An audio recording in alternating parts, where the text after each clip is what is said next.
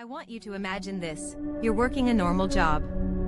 You're in a bakery, kneading dough with flour on your arms and dreams in your head. You clock out. You go home. You call your mom. Then one day, without warning, you disappear. No calls. No goodbye. Just gone.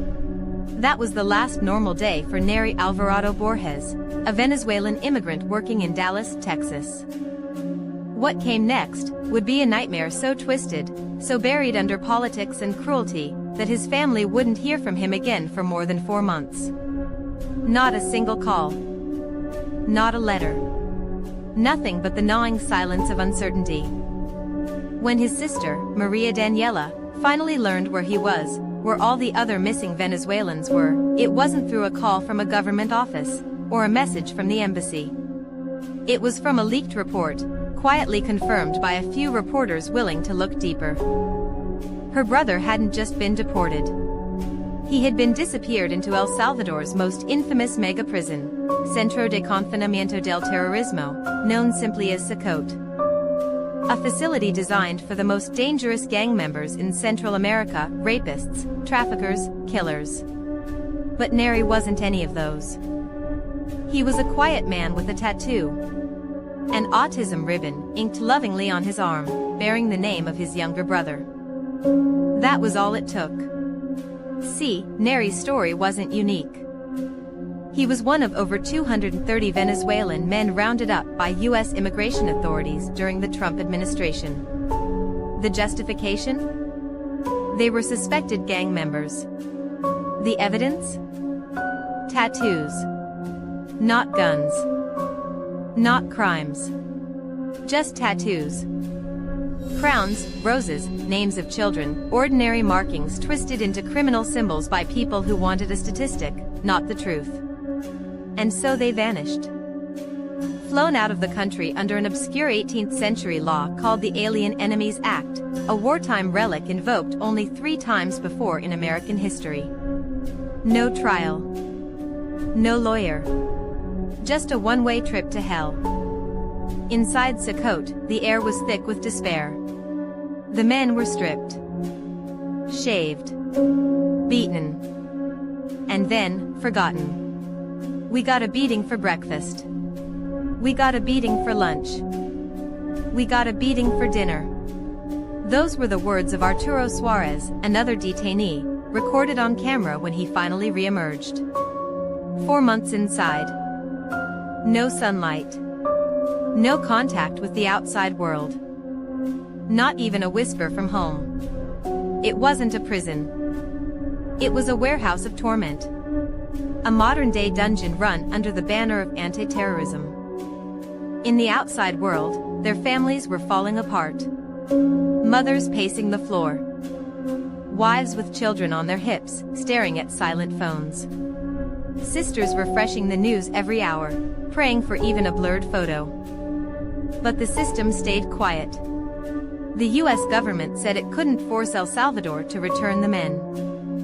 But buried in court records, where no one looked too hard, was a statement from El Salvador itself: these men remain under the authority of the United States. Meaning the U.S. sent them.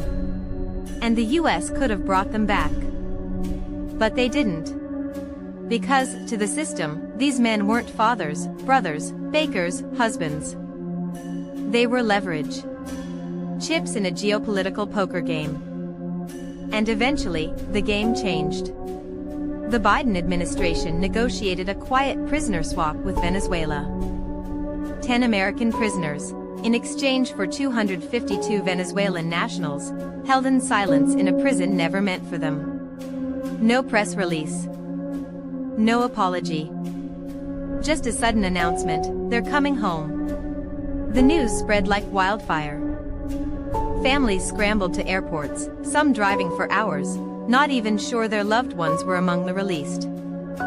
In Maracay, a mother collapsed when she got the call. Her son, Julio Zambrano, had been missing since a routine ICE check-in. He had 2 tattoos, a crown and a rose. That was enough to brand him a gangster. His wife, now with a newborn in her arms, had begged ICE for answers. The officer said, "We suspect he's affiliated." But there was never proof. There was never even a hearing. Julio's sister, Anoris, watched live coverage from Telemundo. And in a fleeting second of shaky footage, she saw him. Red face mask. Puma t-shirt. Still alive. They cried. They screamed. They thanked God. But the joy was tangled in rage. Because the truth was out now. Most of the men had no criminal record. Many were in the middle of pending asylum applications in U.S. courts. Some had already been cleared for release. And yet, they were exported. Dumped into a place so brutal, human rights groups wouldn't step foot inside. Why? Because a tattoo on brown skin was enough to turn a man into a symbol. A scapegoat. An easy target. For Maria Daniela, seeing Neri again was like watching a ghost come back to life. He was thinner. Pale. Quiet. He didn't talk about what happened in CECOT. Not at first. But when he did, the stories were unspeakable. Beatings for sport. Isolation for asking questions. Tears that dried before they could hit the floor. And always, always, the question echoing in his mind, why me? The answer?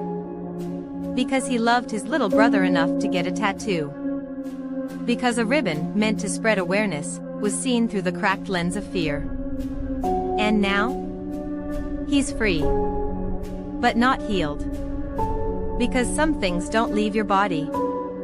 Some things stay with you, under your skin, deeper than any ink. The silence.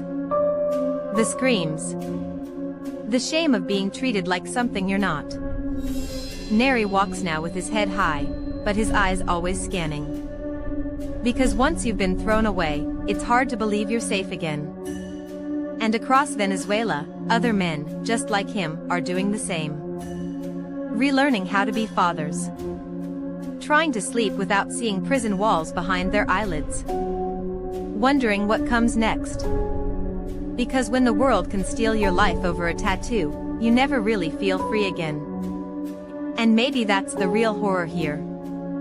Not the prison. Not the beatings.